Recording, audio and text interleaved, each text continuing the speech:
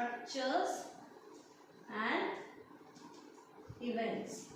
You had already learned from the previous class. Pre-fertilization means what? Whatever the events which takes place before the fertilization is said to be what? Pre-fertilization. So first let us learn about what are the structural changes which takes place during the pre-fertilization. See, pre-fertilization includes both structural as well as hormonal changes. See, it includes both structural as well as the hormonal changes. So what happens during the structural and hormonal changes is it leads to the development of floral primordium. So this is the first step during the development of a flower.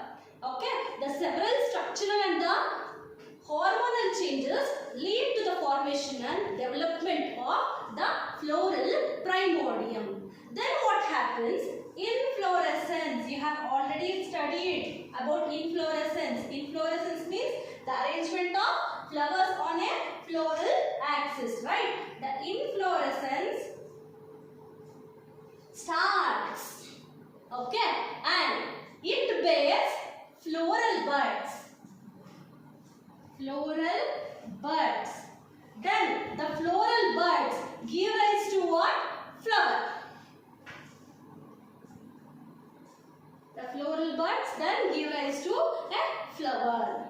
Okay. In the flowers, the male is said to be the androecium.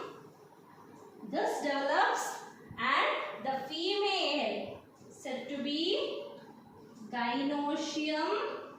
This will also develops. Okay. This male and the female differentiate first. So these both differentiate first.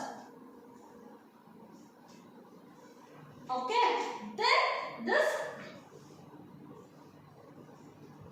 develops. Okay. And in which the male gametes and female gametes are produced. So these are the pre-fertilization structures. Now let us learn about the events in pre-fertilization. So next is the stamen. Okay. So first structure we are going to learn about is the stamen. Okay. This stamen, it consists of long and slender-like structure. Okay. And that is called filament. Long, slender structure, or else I can call it as stalk also, called filament. You can look at the picture, filament.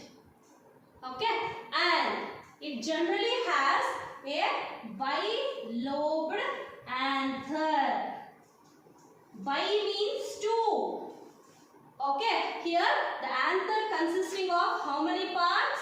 Two parts. Hence it is bilobed anther. Okay, and inside this, if you cut, okay, each lobe consisting of two theca. Okay, so inside this, if you cut it, so it consists of two theca. See here, two theca in one lobe. So these two are said to be the two theca. Hence, I can call this condition as dithecous condition. Okay, and that means two in each lobes. See here, in this, the microsporangia develop further. Okay, in this, the microsporangia develops further. Micro means which is related to male.